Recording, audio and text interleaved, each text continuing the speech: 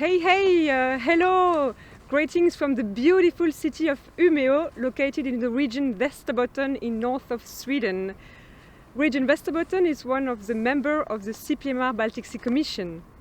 And today we have the great pleasure to be with Erik Bergkvist, member of the European Parliament. But we know Erik very well because you have been for a long time member of both the CPMR and its Baltic Sea Commission. So very nice, Erik, to see you here today. Thank you very much, and very nice to see you too. And first I would say welcome to my hometown and my home region this really beautiful winter day. It's a pleasure to have you here. Tack så mycket. Erik, this week is the European Parliament plenary session week. Shouldn't you be in Strasbourg?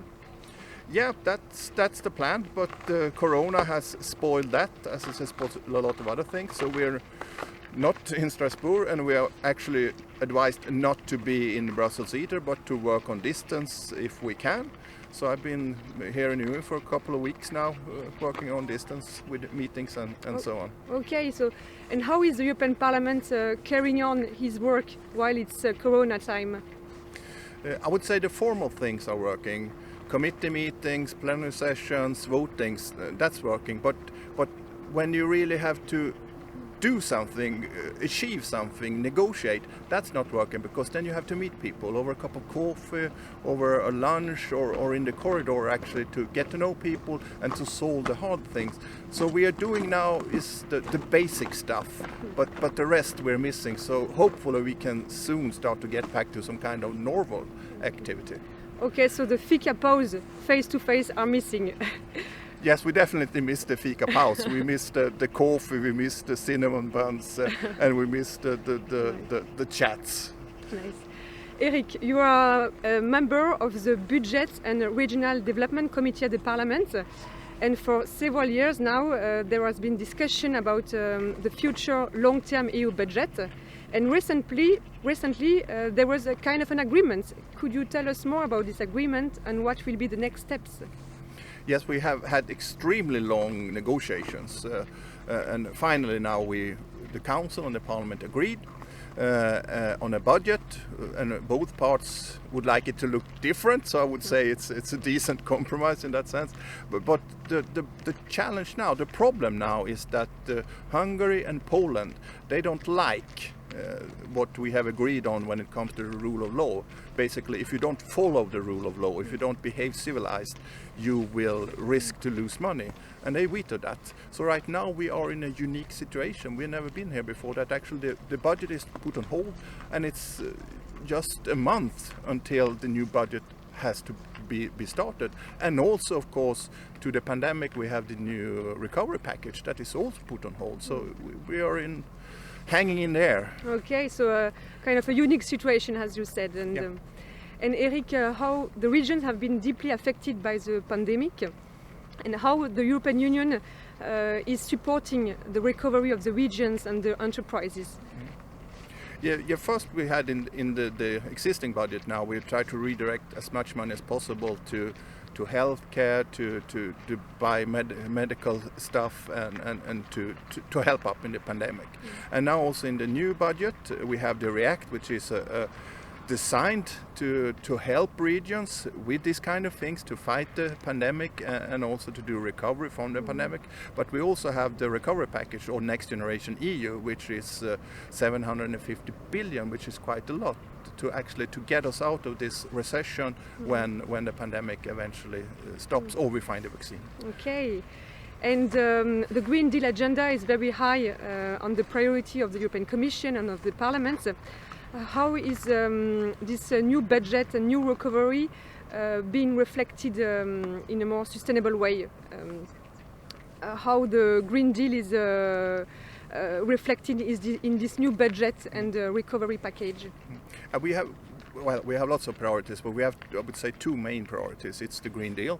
We have to make Europe, and hence also the world, climate safe, carbon neutral, and also we have to digitize the digital agenda. We have to be better in digitalizing our industries, our governments and things like that.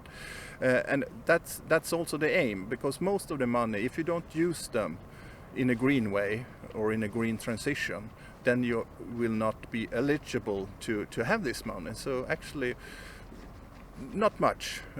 Basically nothing, I would say, is going to fossils, and everything is going towards green when you want to do some kind of investment projects. Then of course some things don't affect the climate, but they are necessary anyway, so of course you can get monitor that kind of things as well. But I would say as much as possible has been put into make Europe green, make Europe carbon free. Okay, a greener and a more digital Europe. Exactly. So that's the cap to go forward. That's the way forward, I would say. So. Okay, and Erik, you have been a former vice president of the CPMR and also a member of the Baltic Sea Commission. What was your experience in this organization, and what are your good memories from this time?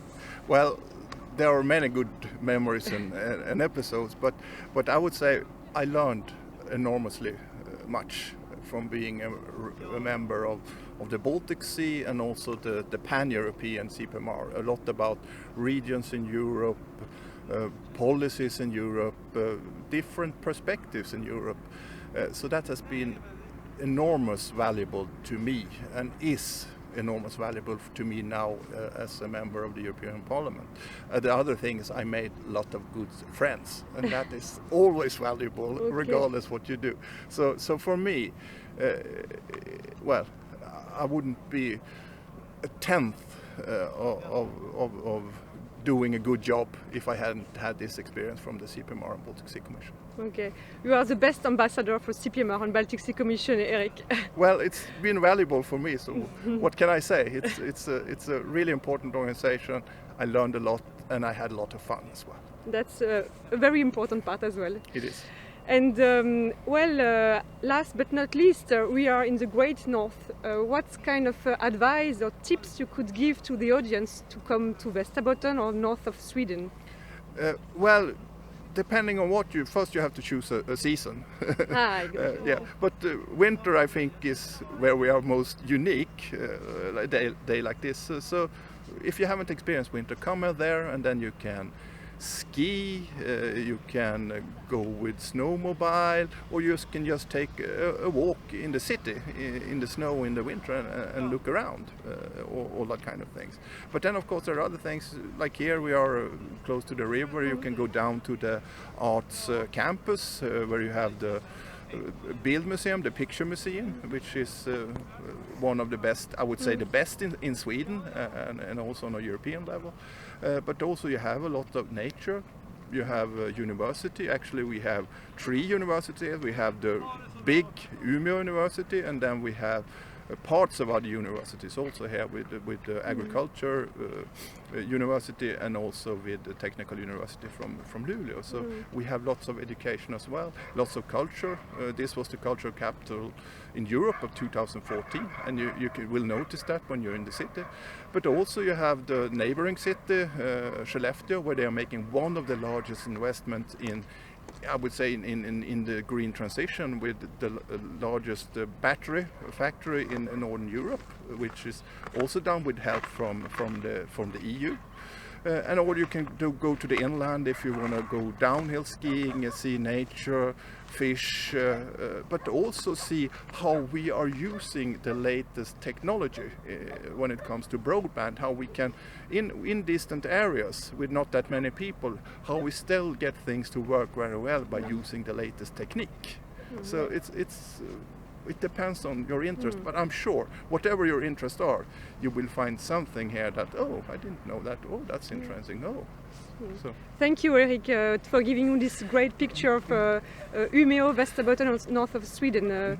We could see that it's a very innovative part of Europe, a cultural part of Europe with a lot of social activities, outdoor activities, and it's very European in its heart. We have Umeå, former capital of culture. You have universities that are welcoming many students from all over the world, and we have Erik Bergkvist, member of the parliament, who speaks about Europe regions with his heart. Tack så mycket. Thank you very much. Tack så mycket.